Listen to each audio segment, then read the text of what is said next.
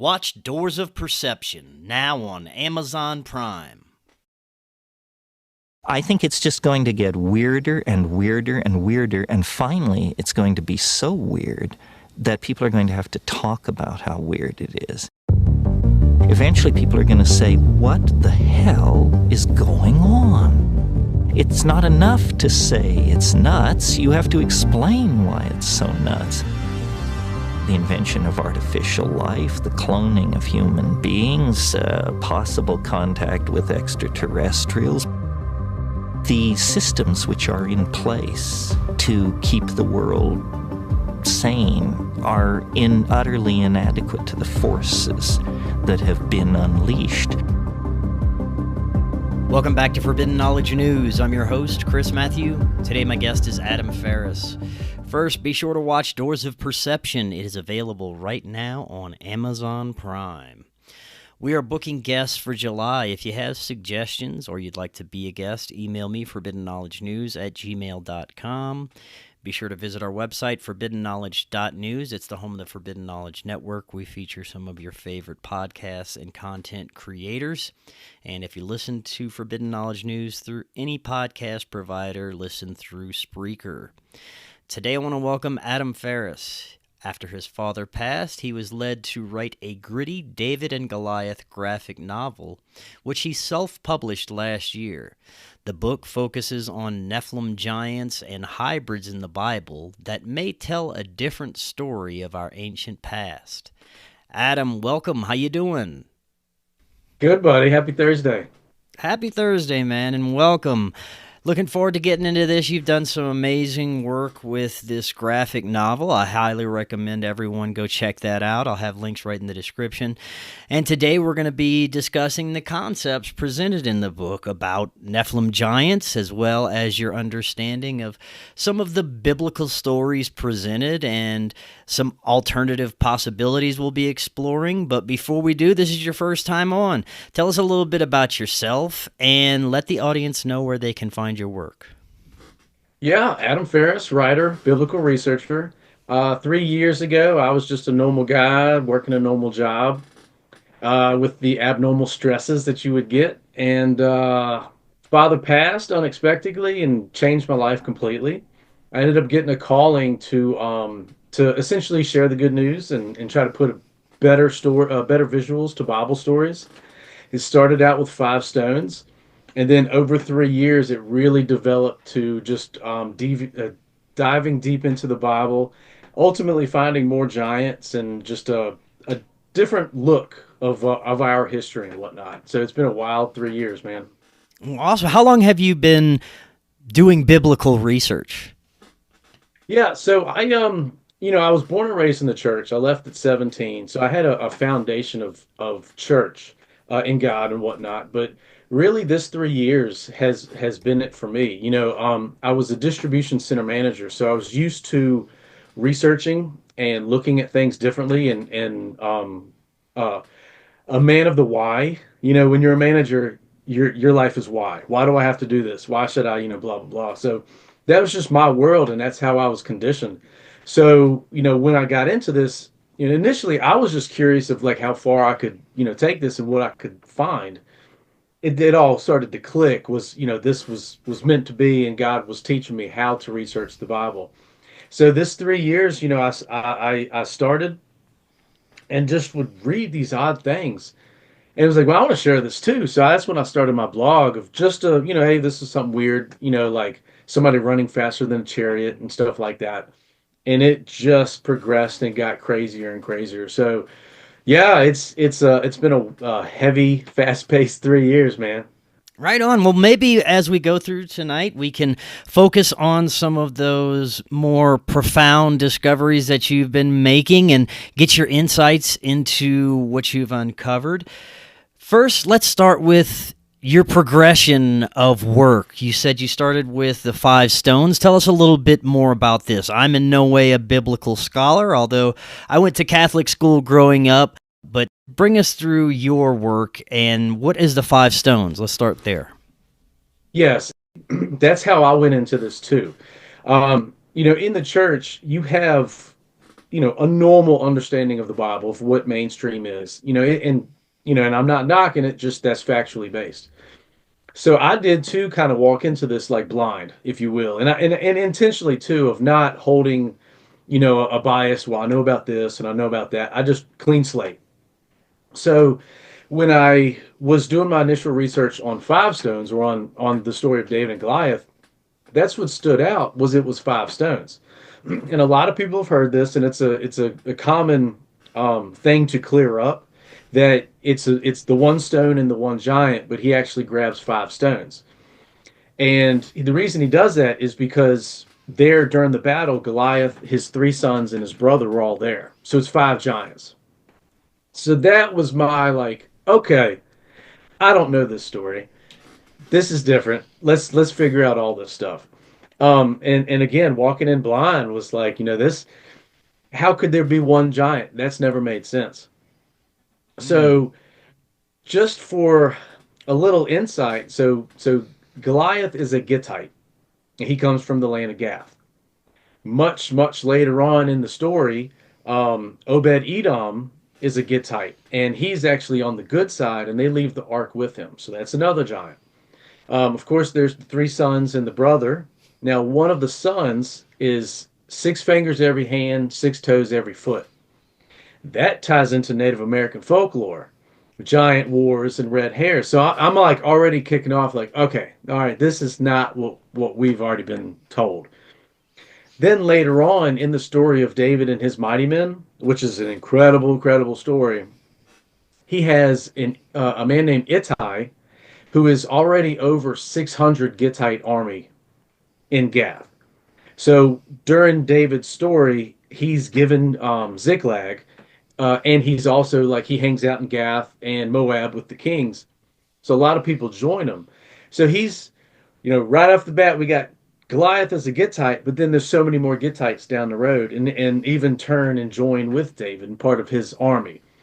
So, and then, oh my gosh, you start looking at Ornan the Jebusite. So the promised land, the numbers, the report of the spies, those tribes that are listed are scattered out through the rest of the Bible and include a lot of intermarriage.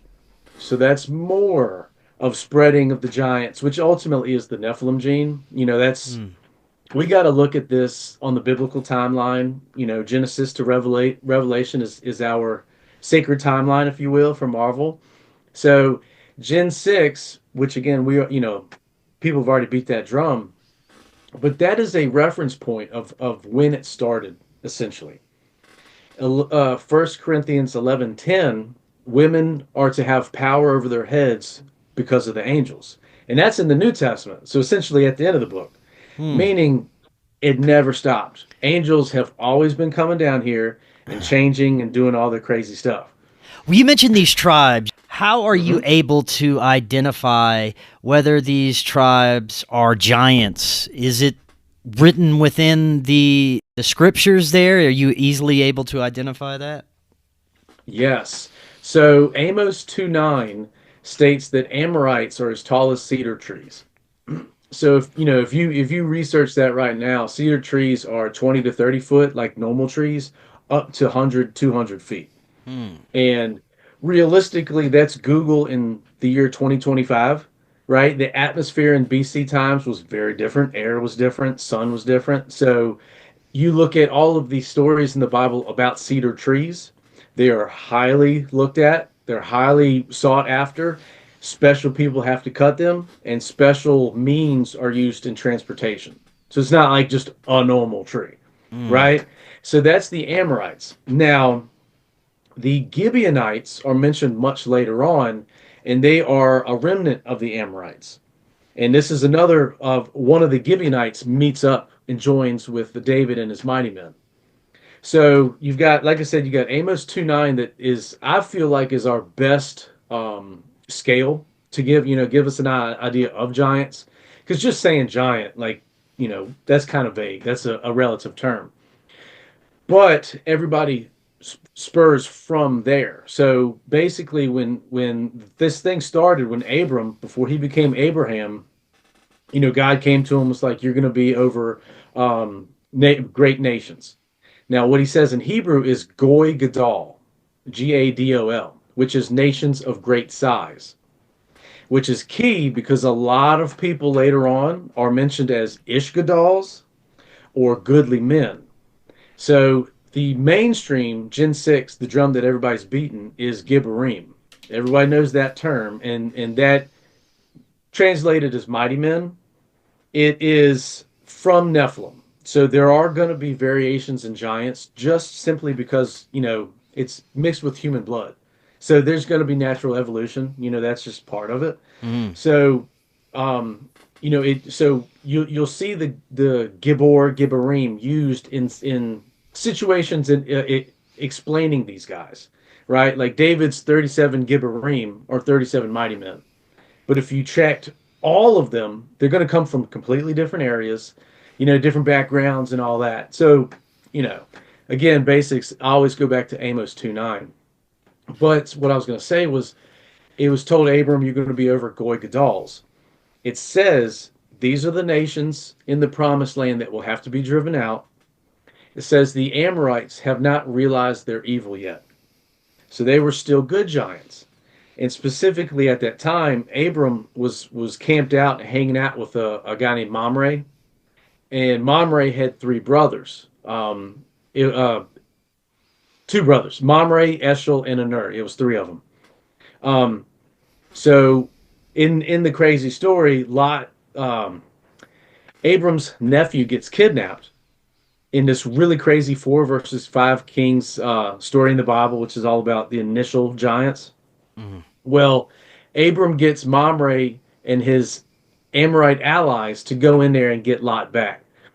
So Abram, this dude that's already been prophesized to be like this really good guy, and he's going to go on, he shows up with three giants. Like, yo, I'm here to get my cousin.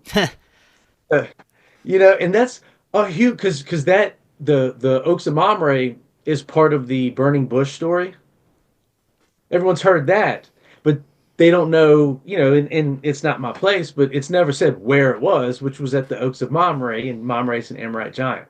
Mm. So, yeah, if you look at, at least the Old Testament, like there's some in the New Testament, and we may get to that, but like that's not really my area.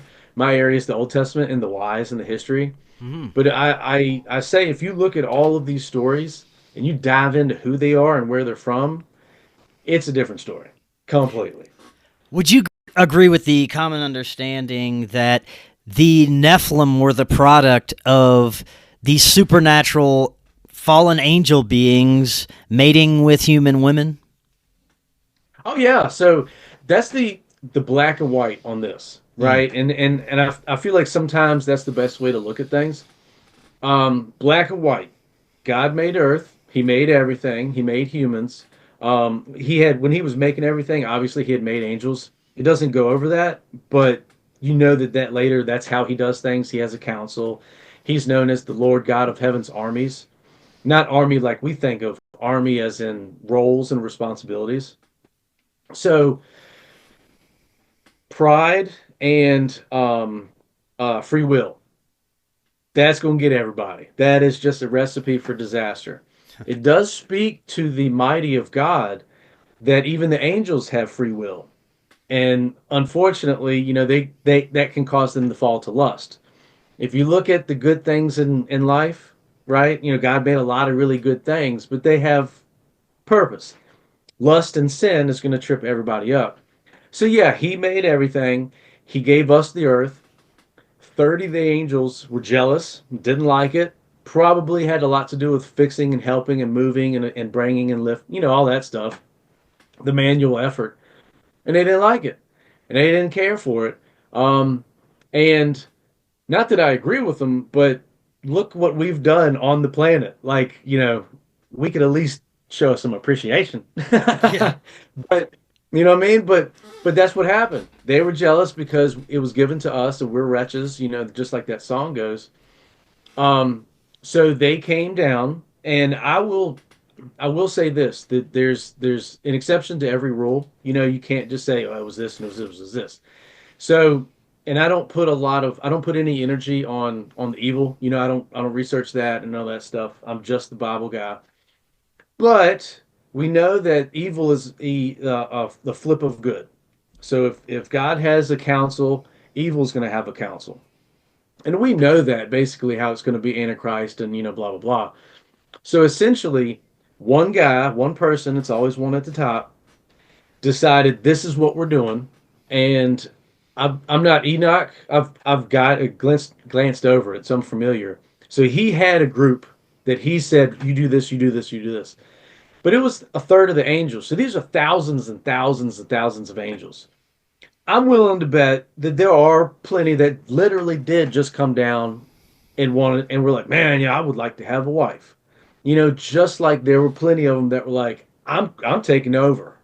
And I'm gonna show you some examples of that. So, you know what I mean? Like there was good and there was bad in it.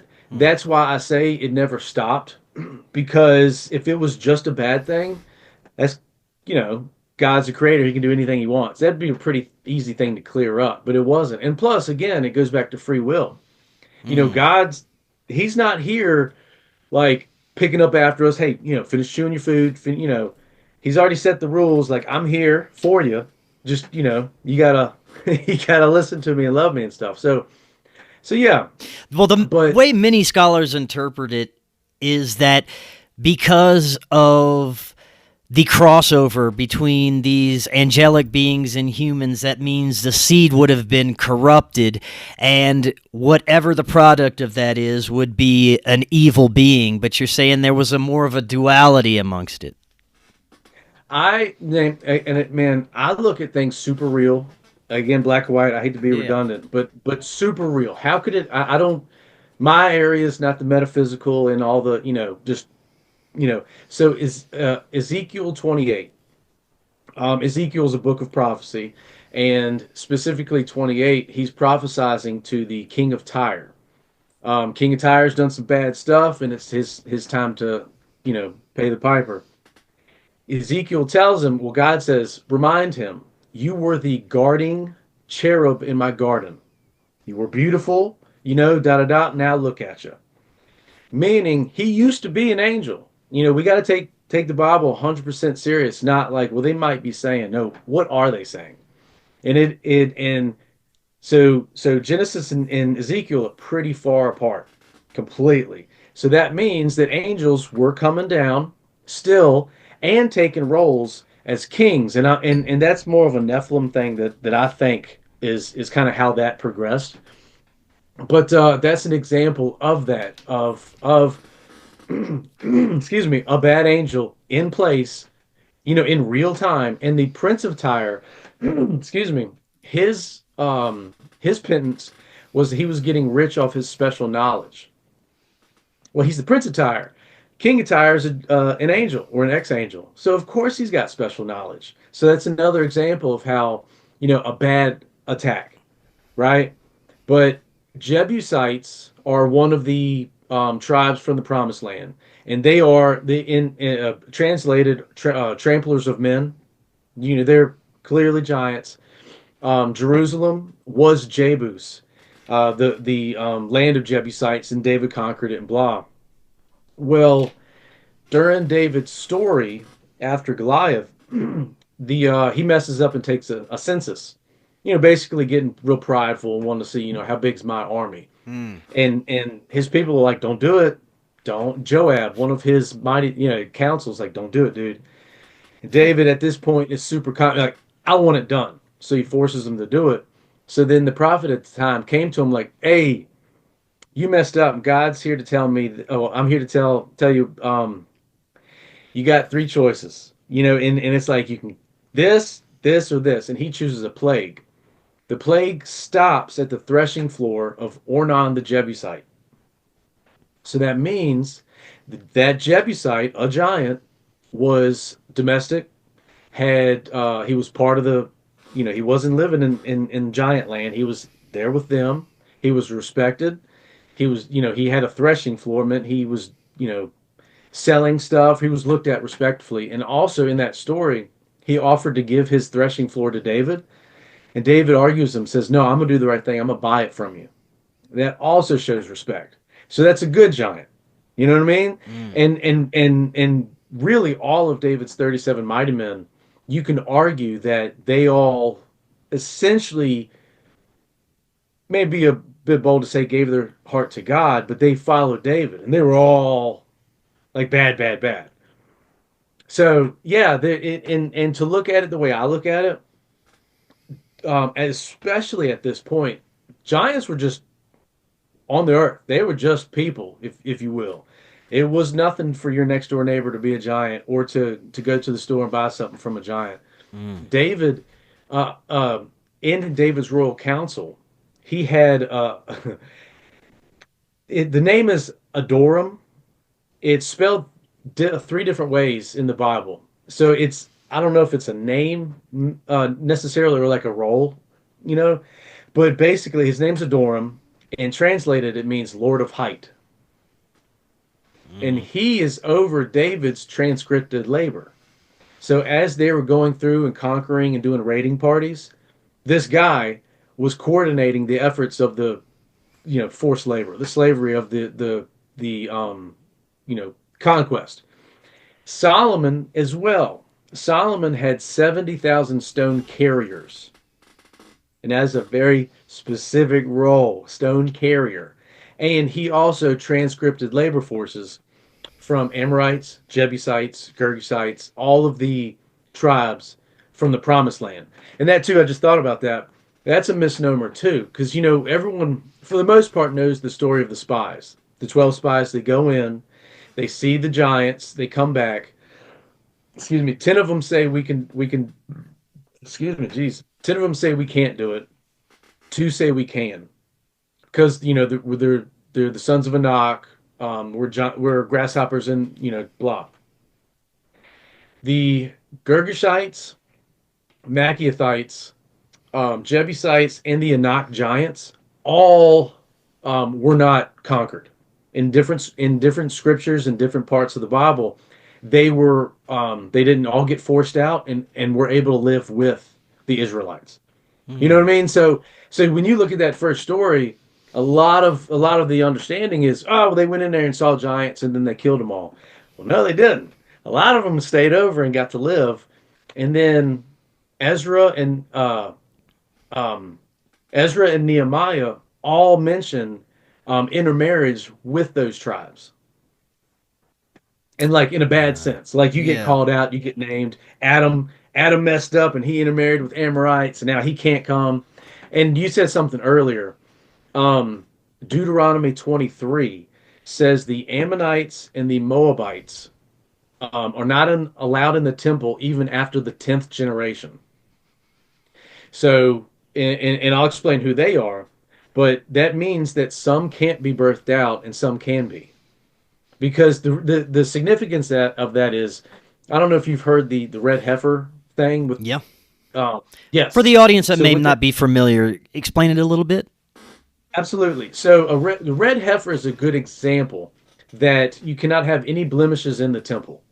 So certain sacrifices, the red heifer cannot have, any other colors or anything. Humans, like men, it says that you can't have a crushed testicle or, be damaged in any way coming into the temple. Because it's, and if you're familiar with the temple, the very, very inside is, that's God's house. So, is what it is. So that means that Ammonites and Moabites are not completely humans, A. And then again, like I said, some can be birthed out and some can't be. What's really crazy is in Nehemiah, somebody found the Mosaic Law, the Moses' book, and they were like, all right, well, let's get this thing back in order. We've been messing up, let's go over the rules and let's do the right thing. So as they're reading it, it says no Moabites can be allowed in the temple. And they look up and it's like, well, y'all got to go, because there's Moabites just hanging out all over the place.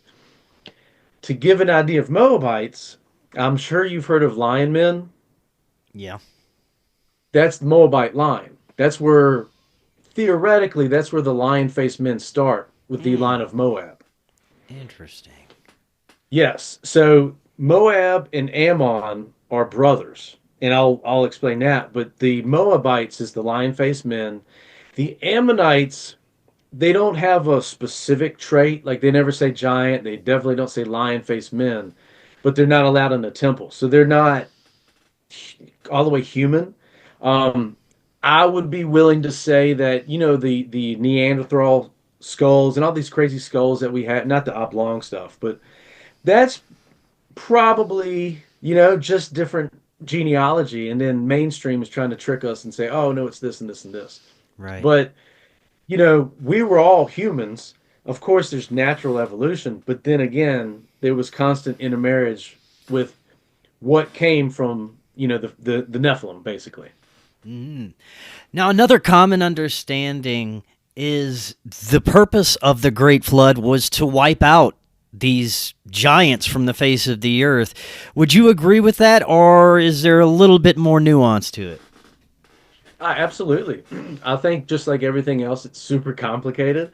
So it was, and we can chalk it up that that was the worst of the worst. The bad of the bad, the dinosaurs, the craziness, things, the 1,000 feet people and all that stuff. Because if you look at it scientifically, the first Nephilim, the first reproduction, and then probably that second generation, that was almost purebred. As it goes, it's going to get watered down, just like everything else in life. So free will is a big, big part of, we got to apply that to everything because it was a flood, basically a reset. There's examples of when somebody has to go, somebody has to die, and it takes place. So this was again a reset. I'm willing to believe if you could get into a deep enough cave or get high enough on some crazy mountain or whatever the case, you probably did survive, because that's, again, if God wanted it done, it would have been done. But we also have Ham, which, and we'll go into that too. I believe the writing of that shows us that that is where that continuance came from. So Noah was a good man. It's very specific. Noah was a good man. He already had a family and kids. It would have said that was a good group. It wasn't. And then everybody's probably familiar with the story of Ham. They get off the boat. Noah, respectfully, is just super exhausted for what he just did. He has him a drink. He passes out naked. Ham comes in there and makes fun of him, laughs at him, disrespects him. The thing, though, all the first five books of the Bible were wrote by the same guy. So there's going to be a natural pieces put here and here. Because the Bible, too, we got to keep in mind, it's meant to be searched, not just read. You won't understand it if you just read it. So the first five books wrote by the same guy that literally was around all those giants and went in. Well, he didn't get, Moses didn't get to go to the promised land, but he was there fighting them all. So he knows it. But specifically, Genesis 19, Ham is called, referred to as the father of Canaan. He hasn't had kids yet. And Canaan is his last kid. So it's not, like, what are the odds of, how does that go? You name a kid he ain't even had yet. And he has, I think, like four kids, I believe.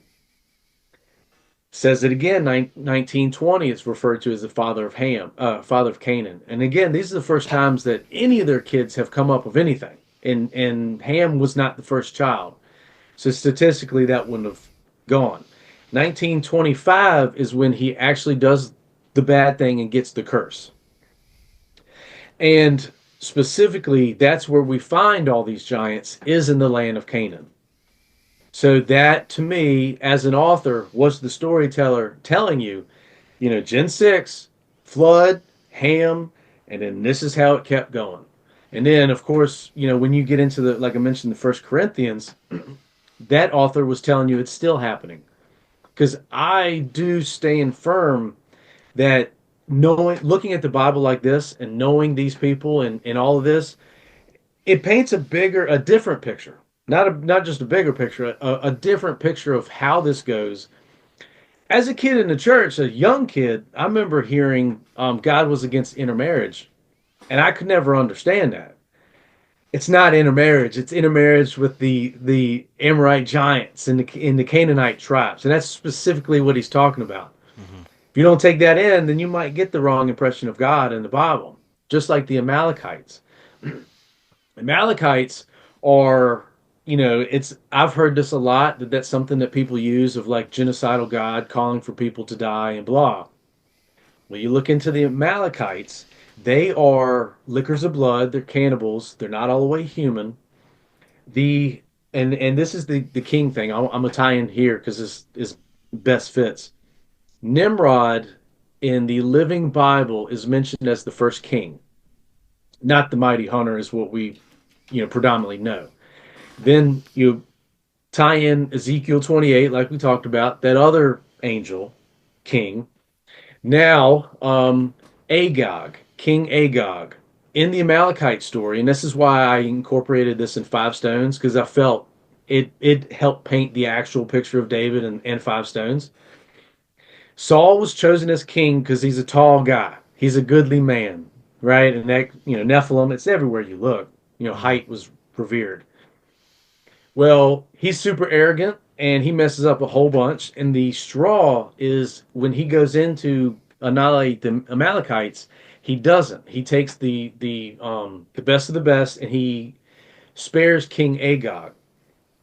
Samuel the seer, super important dude, and it's one of my main pictures behind me is he delivers the message from God saying basically you done messed up, you lost God, and this dude's got to die, and he kills King Agag right there. Pretty brutal, unless you know the story, because later on in the book of Esther, Haman is trying to kill all the Jews. And Esther has to get in and stop it, and they trick him and blah, blah, blah. Well, he is an Agagite.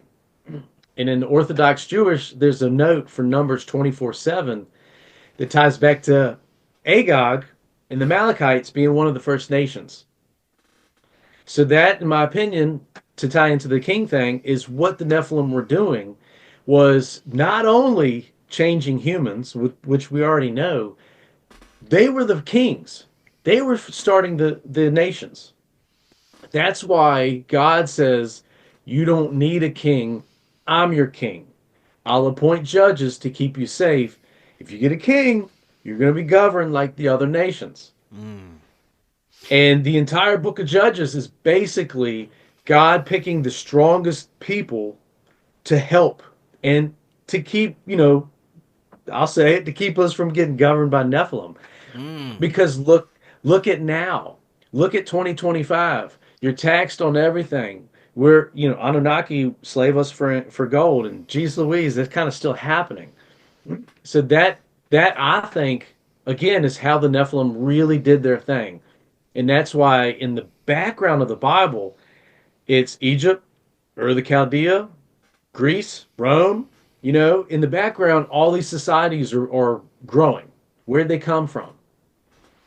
Nephilim. And those were the kings. And so it's most likely after the flood, there were survivors of these bloodlines. And you're saying that they still are the rulership of the planet, most likely. Yeah, if you go down the secret society rabbit holes, even presidents, it just came out here recently, like probably 2 years ago, that a good chunk of our presidents have been related. Right? I think that if you apply what we know about monarchy, presidents, it's all tracked. Now, they don't like to admit that, but we know it. So, and then, like I said about the Ammonites and Moabites, that shows that bloodlines could be tracked because, it means there's certain things birthed out and whatnot. So, yeah, absolutely. If the Federal Reserve is the eagle for the logo, and we've got a pyramid on our dollar, Rome, Egypt, Mesopotamia, all have used the same eagle. Pyramids, obelisks, they come from faith markers. Like in the Bible, in the first the Abraham, Isaac, and Jacob story, anytime something happens, they use a standing stone, and that's the dedication to God of this. It happened right here. God, Exodus 20:25, God says, don't use any tools on any of these faith markers because it makes it unclean. So then you look at the other side of good. We've got obelisks everywhere, pyramids everywhere. These Stonehenge. You always see a faith marker in front of a temple. We got the Washington Monument in front of the Capitol. Cleopatra's Needle, I don't know if you're familiar, that's right outside of the Met Museum. Hmm. So it's like, again, that's how I feel that they snuck through generations to generations to generations because they were pretending to be humans, and we have examples of that in the Bible of just angels. God would send an angel and the person didn't recognize it yet, and blah. So that's, I feel like, how they've snuck through because they were pretending to be kings. They track bloodlines and they do all this crazy secret society, Bohemian Groove stuff. And then that's why, if I can say it, no matter what happens, nothing gets better, Mm. right? Government wise, because it's this one group that's been behind it the entire time. No civilization falls, it just changes. Let's get back to your graphic novel. What are some of the other stories that you focused on within the book? Yes. So I mentioned the Amalekites, and I wanted to really, give good perspective of that. With Goliath, I don't name him. Goliath's name's never actually in the book because I wanted, and it was a lot of subliminals, and I didn't want to just write a book. I wanted to again paint a better picture. Mm-hmm. So first, when you see Goliath, he's ragtag armor, leather, a little bit of metal, because that was the bronze falling to the Iron Age. The sea people come in, the Philistines, and they are known to be metallurgists and kind of help bring the Iron Age in. And they also, too, were just hell-bent on dominating and taking over. So in Five Stones, they come in, they see this urban dwelling giants, and then the next time you see him, he is a Philistine, and he's in a suit of armor. To base, and very important, he says, "Am I not a Philistine? Are you not a servant of Saul?" There is speculation that he was king of Gath, because again, the king thing was super big with Nephilim. I personally, I feel like he would have said that. He would have recognized himself, because if that's king and Nephilim, you come from somewhere. He says, "Am I not a Philistine?" So I feel like he knew his role as a battering ram, basically. So what I was trying to show in that was that we were no longer scared of giants. They were incorporated into normal life. And, they were used in army and battle for that. They were just, you know, um, there's a story with David and a man named Nabal. Basically, he's just a remnant giant. And part of David's mighty men, they go to talk to him, and he's super rude and blah, and he ends up having a heart attack. But he's one of the guys mentioned as an Ishgadal. So, you know what I mean? So it's just giants just ridiculously everywhere. Hmm. So I really wanted to show that. And then the strength of David, too. Being it is the story is revolved around like a 13 or 14-year-old boy killing a giant. There is a lot of focus on him being, a young guy and, immature and not worldly, just a Rudy runt kind of thing. Well, he kills a bear and a lion by hand after he gets God's blessing. And then later on, the mighty men, we talk about that. He literally just goes through and decimating nations. So he is not this little timid, cowardly little kid. Excuse me. So in Five Stones, I tried to show him really aggressive and a lot of action scenes. And there's a scene where, he before he kills Goliath, he tries to put on Saul's armor and it doesn't fit and, blah. And I'm not taking away from it. It's a beautiful story. Anybody that hasn't read it, but mine was an emphasis story. So I have David show up, hears Goliath running his mouth, and just kills him. Gets the stones and takes care of him and kills him. He's not playing around because, David, for all of that he did and the wonderful things he did, he didn't get to build the final temple. because there was war in his heart. His son got to build the temple. And we know Solomon was when he was given his wishes, he asked for knowledge. So that shows what was in his heart. And that too, look at it in a biblical sense. That too goes back to the power of God, because he was using David for what David was. David was a ruthless, get out of my way guy, but he was a good person. So he was used and accomplished great things. And in my opinion, he didn't get into the temple because the temple needed to be something different. Temple needed to be reverent and looked at like this. So it's like, all right, you've done you got us here. Let's pass the baton. Let's keep on rolling. You mentioned earlier the 6 fingers reported and the red hair. Is this something else that we can cite throughout the Bible as evidence that these giants had those features? So in the Bible, you don't get a lot of it's crazy how it works. You don't get a lot of forthright descriptions of certain things. Like I said, Amos 2:9 is the only concrete size, but giants is emphasized crazy. So 6 fingers and 6 toes is beyond lion-faced men, right? Is the only really crazy description that I've seen. The skin tone and the hair colors and stuff, that is non-canonical. So what I do, my lane is just Bible. I don't take from anything else. But I'm not ignorant to other facts, right? So in 5 Stones, with the Amalekites and with Goliath and his people, I do emphasize the skin tones and the hair. The Amalekites are red skin, because they come from Esau and Edom and blah. And then Goliath and his people are pale skin. I use blonde hair because I already used red, split hairs. But I wanted to show some of that, because we got a basically everything was going crazy in the Middle East. I'm willing to bet there was plenty of people that were like, this is too hot for me. I'm out. I am gone. And then that's why we have giants and this stuff all over the place. Because an arguable point that I like to make is no matter what and where, they look different. Their language is different. The religion is always different except a flood, right? But the buildings are always the same.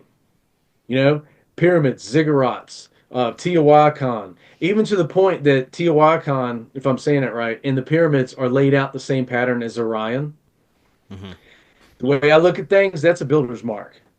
You know what I'm saying? Mm-hmm. So there were people getting all over the place, starting different religions and nations and just trying to hide. And then as, the game of telephone, the story changes a little bit, but everyone remembers the flood because that was, a big marker in what happened. But then again, like I said, the buildings are the same. And that speaks to what the Nephilim knew, well, what the sons of God knew, and what the knowledge was taught to them. Mm. So a really crazy example, from Enoch, when they do the root cutting, Oaks of Mamre are literally Mamre the Amorite giant's forest. There's the Oak of Moor. And then also one of David's mighty men is from Gilead.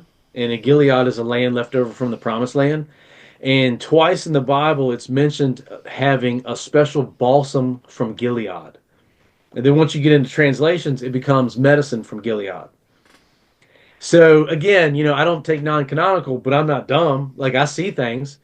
So I think that that's root cutting, and that's special knowledge of all right, if I cross-pollinate this and this, I get this. So where's that stuff come from? So right on. I want to get your thoughts on why there are so many perceived contradictions from the Old Testament to the New Testament, especially when it comes to the teachings of God, the law of God, versus the teachings of Jesus. It seemed to be a very vengeful, even at times jealous God portrayed in the Old Testament versus the New Testament. What is your understanding of these differences? Yeah. So, and that's exactly what all of this has done for me was so I'll break your question down in a bunch of different ways. So we have to understand and accept the Old Testament specifically. Now it's the whole thing, but the Old Testament, we were under crazy attack. Humans were under a ridiculous attack.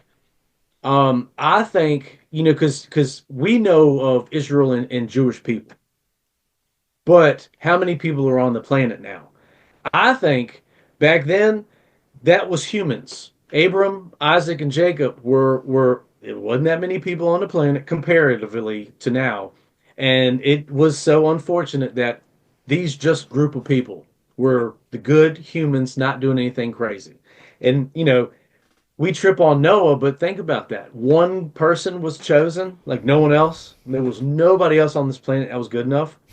If that's the case, do we take the gravity of that serious?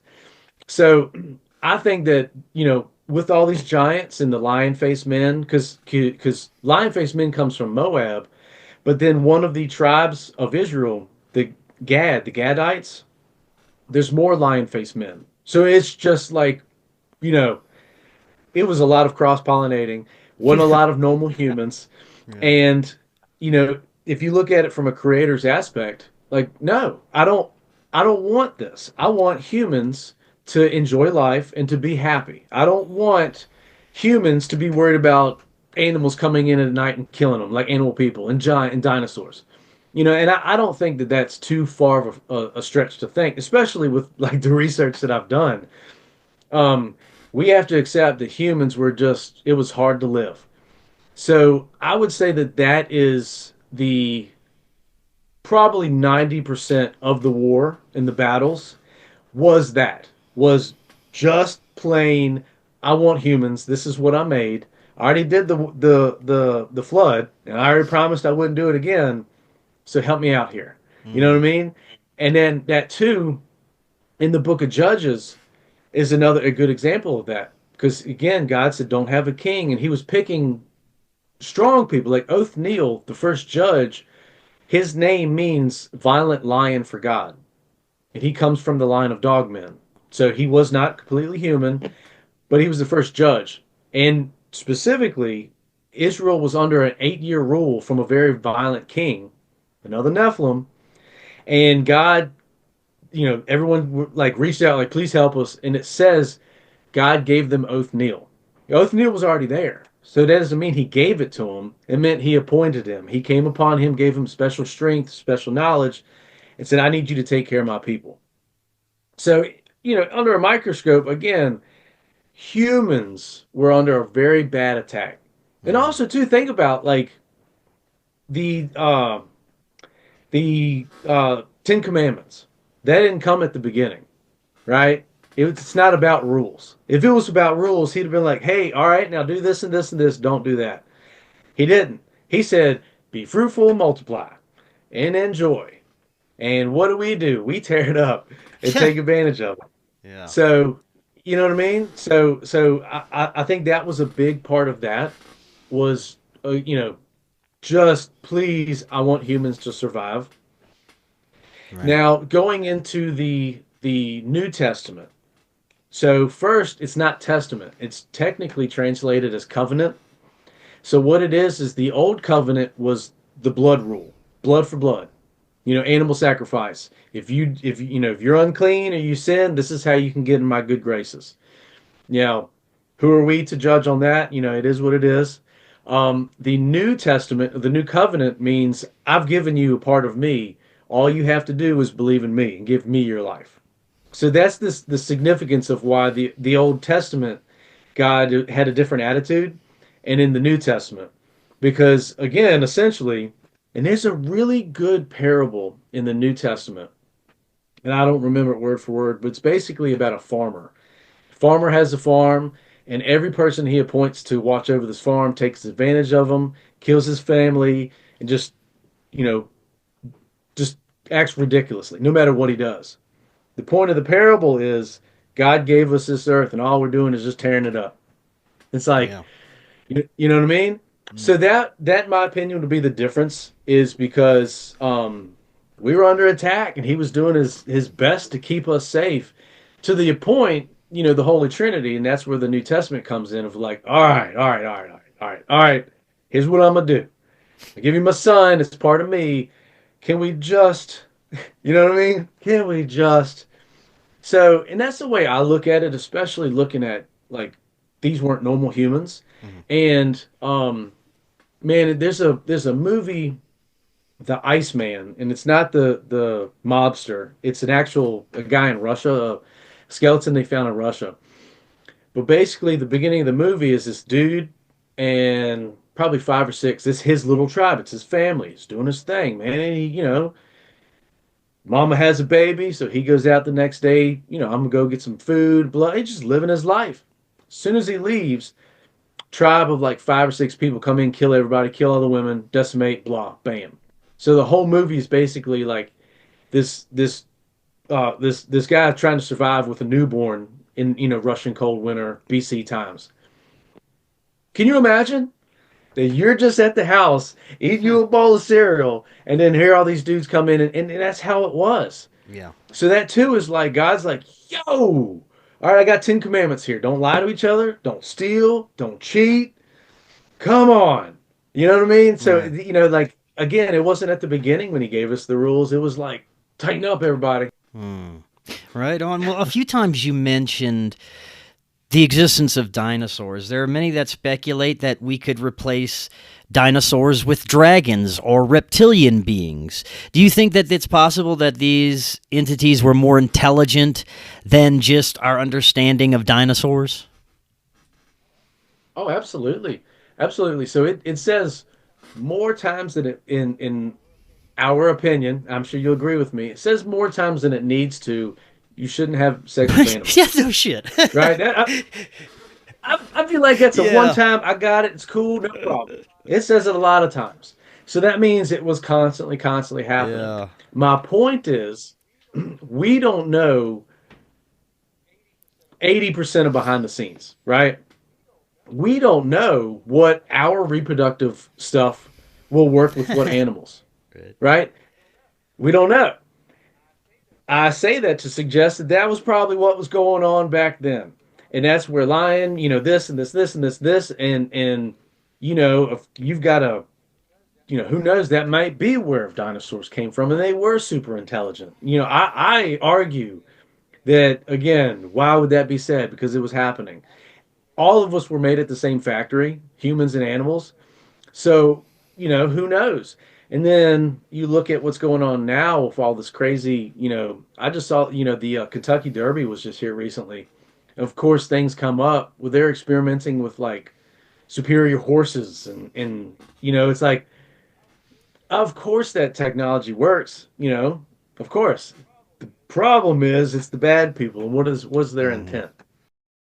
Moving forward to where we're at today, you mentioned earlier how we can never really get out of this control system because it's always the same psychotic ruling class.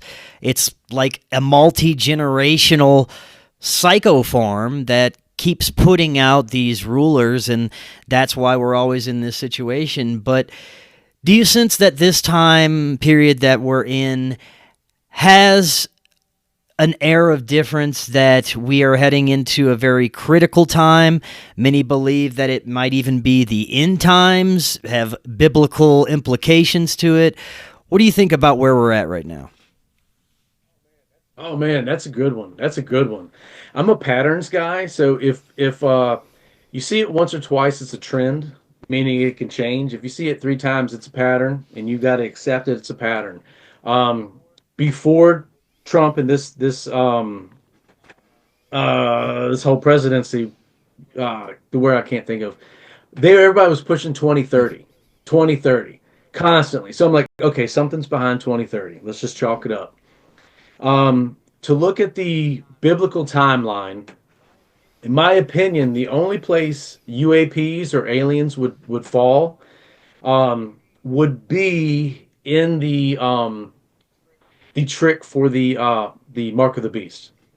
It's the only way that I could rationally see that being in our timeline, because you're going to need a very compelling argument to trick people. Height 2, everybody get ready. If you see some tall stuff showing up saying, hey, we're here, we know where it came from. Right.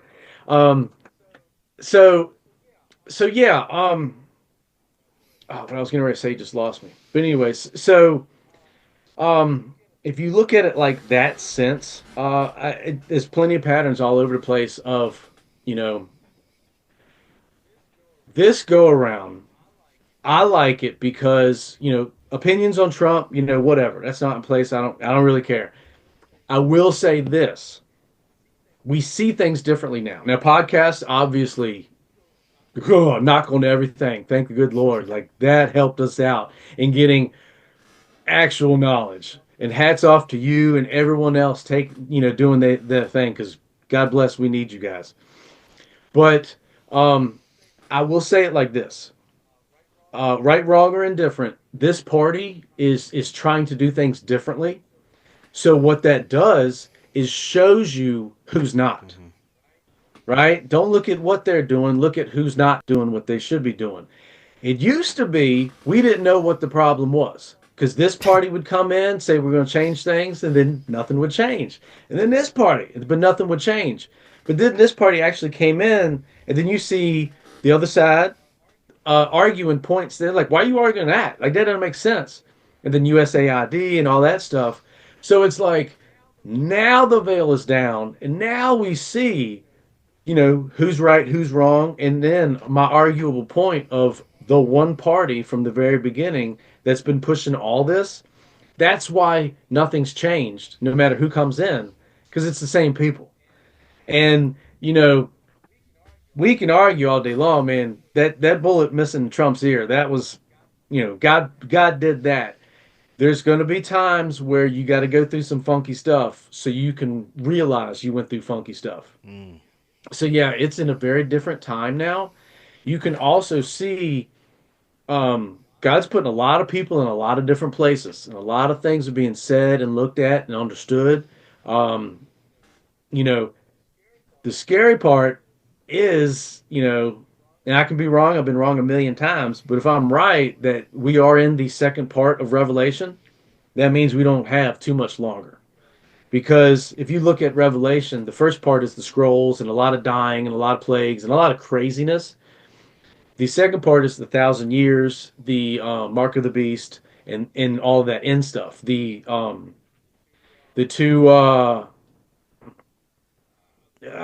two witnesses come back, which is a crazy thing too. So yeah, that I could sit down and be confident that we are in the end times. It does say in the days of Noah. And then you look at all this experimental craziness. Well, that was the days of Noah, clearly. And that's what we talked about earlier was, humans. There weren't many of us there at that point that were purebred. And that was the whole attack. For the last few minutes we have, is there anything else that you've been working on that you'd like to talk about, or anything else that we haven't covered yet that you'd like to close out on? Sure. Yeah, I'm working on my second book, Great Fish, a really esoteric look at Jonah, and just like diving in, no pun, diving into who he is and Nineveh, because that was the part he was running from, hit the prophecy. He didn't want to have to do it. Well, who was Nineveh? Well, they were like crazy paganistic, like Babylon, Nimrod, more Nephilim. So I really try to put that in perspective. And then also, too, I'm doing a deep dive on David's Mighty Men. And this one, too, like I did think about writing a book on it.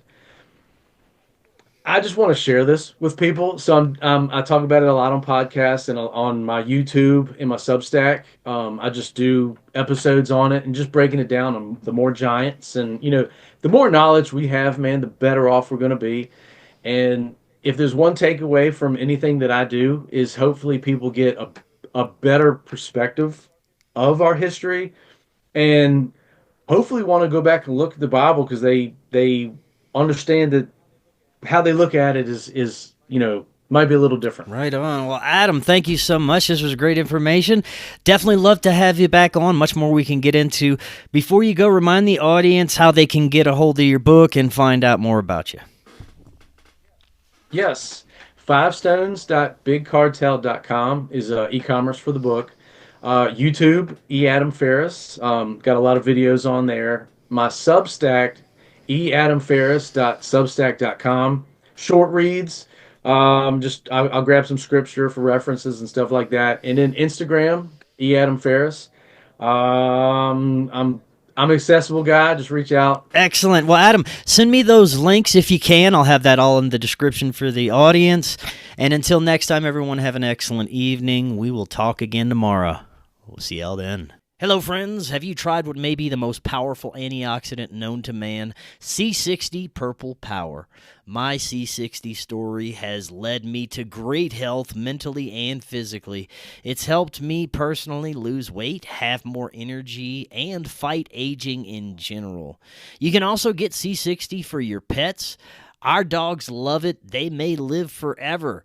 Go check out C60 for yourself. If you use the link right in the description, you're going to get 10% off your order plus free shipping. They have some incredible new products like gummies, oils, and much more.